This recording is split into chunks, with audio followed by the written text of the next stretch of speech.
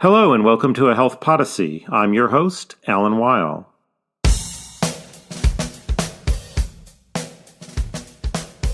There are approximately 3,000 jails in the United States, and millions of Americans cycle through those jails every year. Jails are where people serve short sentences, but most are there detained, awaiting trial, often because they can't afford to post bail.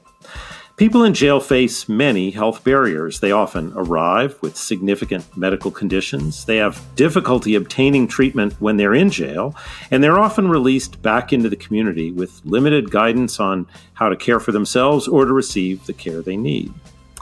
And we've learned that deaths of people in jail have increased over the past couple of decades, even before the COVID pandemic took hold.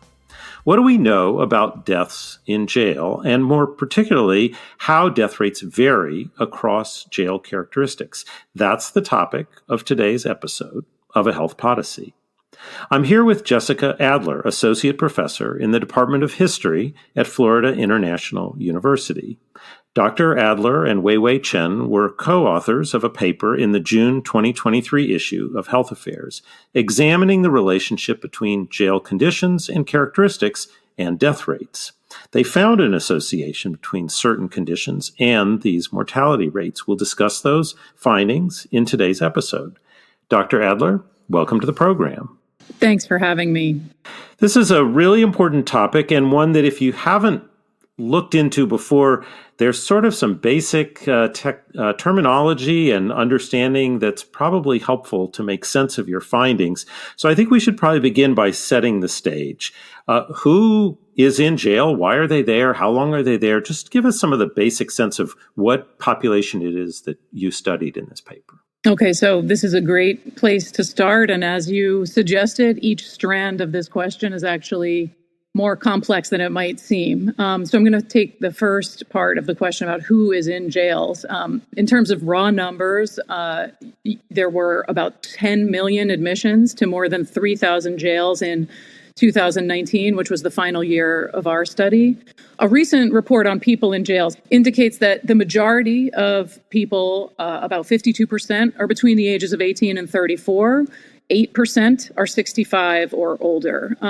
The great majority of people in jails, around 70%, are unconvicted. They're awaiting trial. Certain populations we know face a heightened risk of being jailed and of being detained while awaiting trial. So those are two separate things, of course. So studies show that those who are incarcerated in jails are significantly poorer, economically poorer than people on the outside. And as of 2019, Black people were jailed at a rate more than 3 times higher than whites. And Black and Hispanic people were disproportionately likely to face pretrial detention. In terms of that issue of pretrial detention, I think it's worth noting here that more than 30% of people who are jailed and unconvicted remain incarcerated because they can't afford to pay their bail.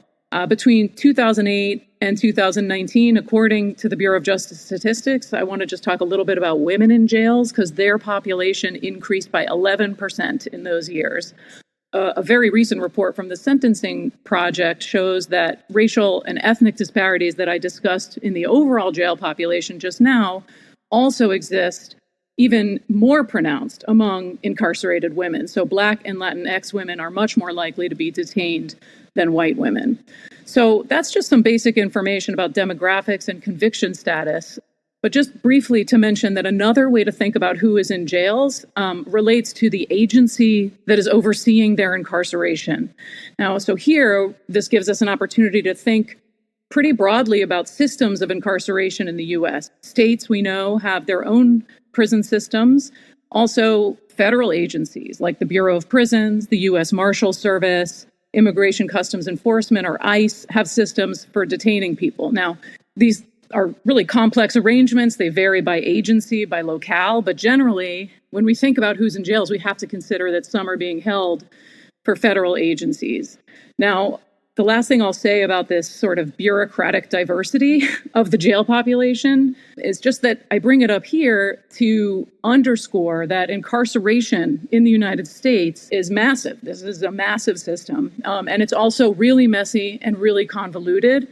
And even though we tend to think about jails and prisons and ICE facilities as separate, we have to see that different carceral systems are actually really entangled. So that's just a few ways to think about who is in jail. Let me turn to the health dimension of what you've just described about who is in jail, because on the one hand, you describe some characteristics of significant vulnerability, low income, disproportionately Black people and people of Hispanic origin.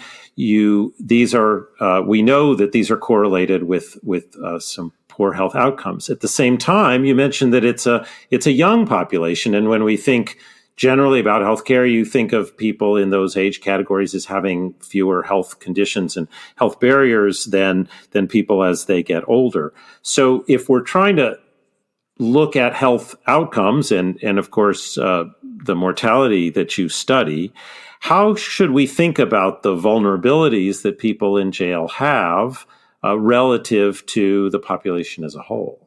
So there are no shortage of health vulnerabilities that people in jails face. Some of those are from the jail side and the services side, and some are from the side of just their personal health status.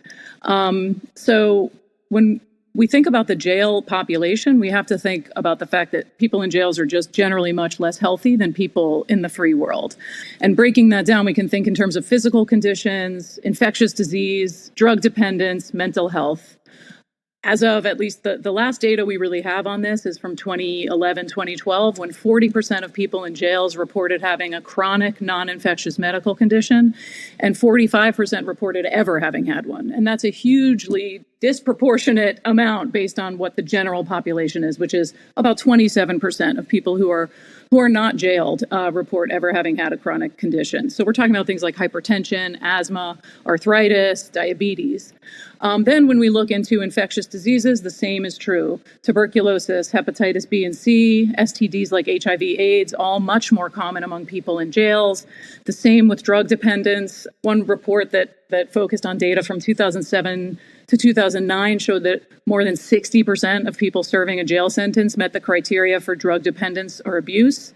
And then the last category of stuff we need to think about has to do with mental health conditions, which again follows that same trend. Nearly half of all people in jails report that a mental health professional has told them that they have or had a mental disorder. So despite the relative youth, it sounds like the risk factors are profound. And that means that this is very, from a health perspective, is a very vulnerable population when they come in. And it sounds like, given the prevalence of chronic conditions, one of the key questions is whether people are getting those chronic conditions managed when they come into jail, because they can quickly deteriorate and turn into very serious acute problems that can have lasting implications, including death. So I want to return to sort of the health system question, but let's get out on the table the primary findings of your study, because I think in some ways it'll be more interesting to think about healthcare delivery in the context of those findings. Can we spend a minute just getting a sense of how common deaths are in jail and what the causes are, and we can begin talking about sort of the findings from your paper?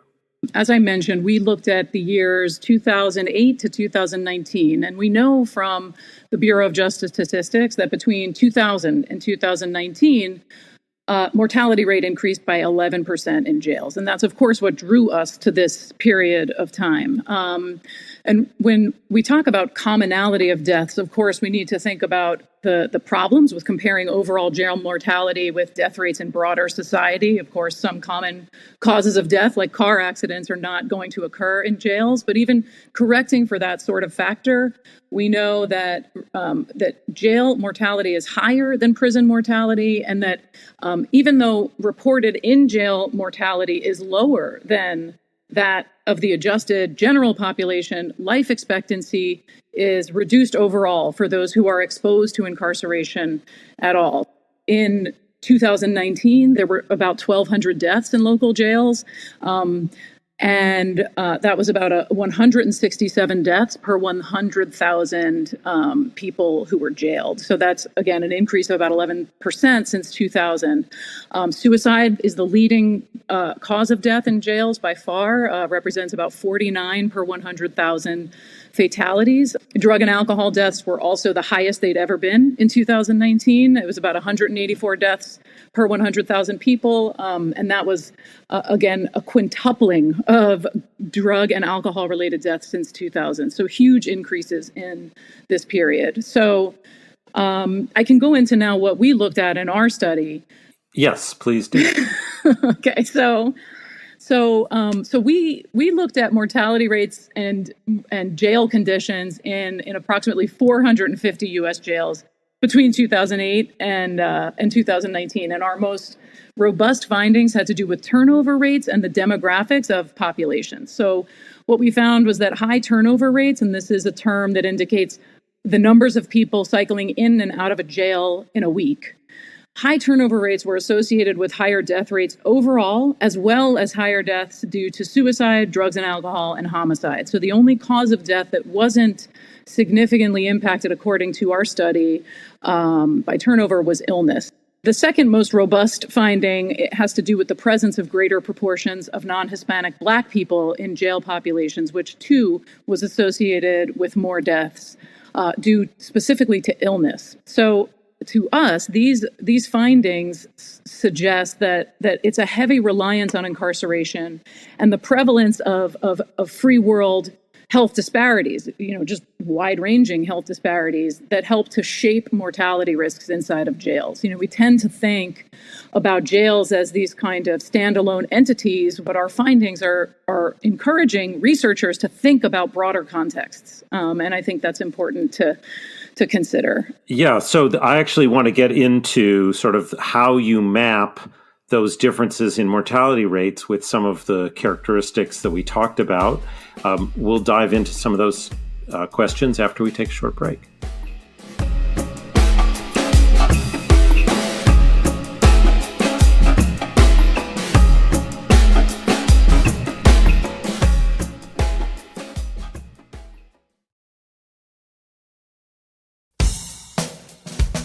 And we're back. I'm speaking with Dr. Jessica Adler about jail conditions and mortality. What I was hoping we could do in the next portion of our conversation is to map a little bit those characteristics onto some of the risk factors that we were discussing earlier. So the notion that someone who dies in jail, it's a combination of a few things. It's a combination of the risks they brought into the jail and the treatment or lack thereof they received in the jail. They could be there for a very short time, but for some of the conditions you discussed, a very short time can be ample time for a condition to get much worse, or as you note with suicide as the top cause of death, to change someone's attitudes towards life. So I wonder if you could say, maybe to introduce the subject, we talked earlier a lot about the characteristics of people coming in. What is the availability of healthcare services when people are inside the jail?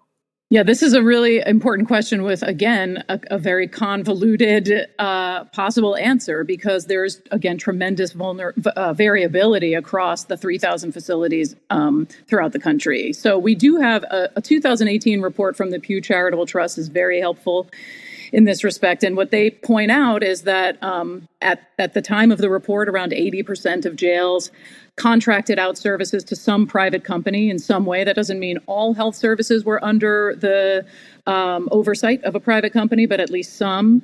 The payment models, the contracts vary tremendously across these relationships between the jails and the private companies.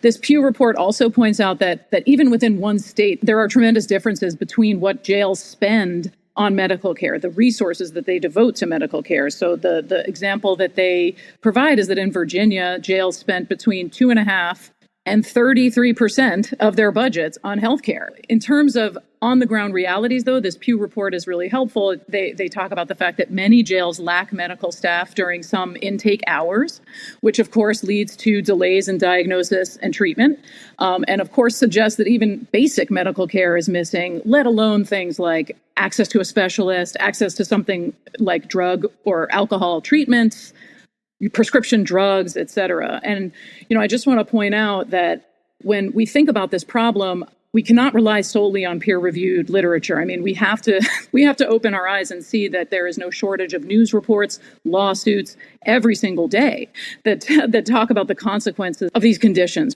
The results of these conditions are very real, and I hope that we can remember that some of the numbers and the data that we're talking about are people and actual stories that involve sons, daughters, brothers, mothers, et cetera. When I read your paper and I listen to how you discuss it, I see two distinct but related elements that point to these differences we see in mortality rates. One has to do with the care inside the facility and the potential interruptions or lack of availability that can lead to a horrible outcome. The other is who's coming in the door in the first place, how many people are coming in, and the vulnerabilities they face when they enter, which can't be addressed by spending another, giving them an extra doctor's visit. So I wonder if in thinking about the implications of the paper, you could sort of help me with both of those. What does it lead you to think about in terms of care inside? And what does it lead you to think about in terms of the characteristics of people and the numbers of people coming in the door? I think this question gets at the important idea that people are coming into jails, like you said, sometimes for a very short period, and their broader health and social status really need to be considered when we think about jail-based health outcomes and mortality. So this is not to say or suggest that jail administrators or jail staff have no role to play. Like you said, the jail healthcare system has a role to play in keeping people safe. But it is to say that broader contexts matter. So in our paper, we cite a 2022 study from Kane and Ellison that examines some of the connections that you're talking about here, and this broader possibility that jail incarceration may actually be more dangerous for some people than others, particularly dangerous for some people. They evaluate how individuals' health and social status could impact jail-based suicide mortality risk just in one jail. And they find that people who were homeless, who were incarcerated for the first time, people who were in psychological distress, and people who had substance dependence were more likely than others to threaten or attempt suicide or self-harm. And so there we have only one cause of death being examined, only one facility, but we have a suggestion of exactly what you're implying, which is that we cannot just look at only jail conditions, only jail healthcare, or for that matter, only pre-incarceration status. We have to look at all these things in concert and try to figure out, really, the existential question is whether jails are the best places for some of the people who are ending up there. Well, I think it's really important that you help build out that dimension of the discussion. So one way to read the paper is death rates vary by jail characteristics, and we ought to look at the characteristics of jails that have lower death rates and maybe try to make jails more like that. And I suppose numerically that's a reasonable approach. But you're describing something quite different, which is thinking of arrival at jail as a health risk factor. If from a public health perspective, asking the question, is it safe to expose a vulnerable population to this risk factor? You use the example of suicide. You said it's one facility, it's one cause of death, but it's the leading cause of death inside jail. So it's not exactly as if you've taken some marginal issue.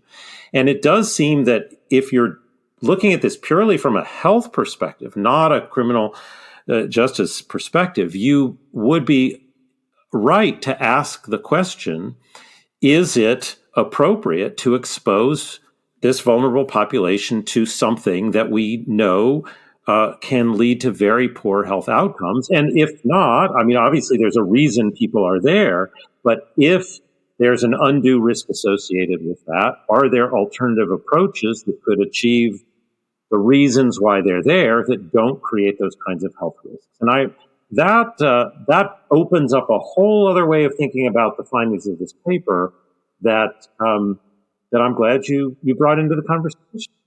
Yeah, thank you. I mean, that's where we end up in our conclusion, is just that, we realize that revelations about inhumane conditions and overcrowding in jails, which, by the way, overcrowding we did examine, and there was no significant association between overcrowding and mortality. That's not to say that ours is the end-all, be-all, final word on that, but it's worth mentioning. So these revelations have led to calls for better, more modern, more regimented jails, more and more plentiful prisons. And we know from more than a century of experience that these things have not worked. And the results in this paper, in our view, suggest that there's actual now quantitative proof, as you suggested, that we are actually putting people at risk of death by merely exposing them to jail incarceration. And then when you think about the fact that there are 100,000 people in jail for public order offenses, things like traffic violations, failing to pay fees, etc., then it really becomes imperative to say, what are we accomplishing here when we have 100,000 of our population in jails is incarcerated for public order offenses? Should we be revisiting this idea of whether there are better approaches than jailing people for things when there are alternative approaches that can have much deeper individual and societal benefits? So that's our conclusion. We're highlighting the need for a different approach with this finding, I think, that policymakers, stakeholders need to resist devoting more funding to incarceration. They need to focus on decreasing the use of incarceration, expand ongoing efforts to limit the use of cash bail, enhance community-based services that are specifically intended to address mental illness, drug use, homelessness, so that jails don't become the site of first resort anymore for people who are in need of social support and health care. Well, Dr. Adler, I think that's a great place for us to bring the conversation to a close. It's really interesting to me in the conversation with you to think of my own evolution of starting to take your findings as really about healthcare in jails, but convert it, as we discussed in more depth, to a real understanding about the health implications of having so many people in jail. And some of those implications cannot be reversed by providing better healthcare services in jail. That's just not what they're about. That's exactly right. I don't pretend to be an expert on what the next steps are here, but you've certainly opened my eyes, and I think our listeners hopefully have heard as well the need to take a more expansive view of what this study is about. So for that and for the work itself, I really appreciate what you've done here, and I thank you for being my guest on A Health Podyssey. It's been a pleasure. Thanks for having me. Thanks for listening. If you enjoyed today's episode, I hope you'll tell a friend about A Health Podyssey.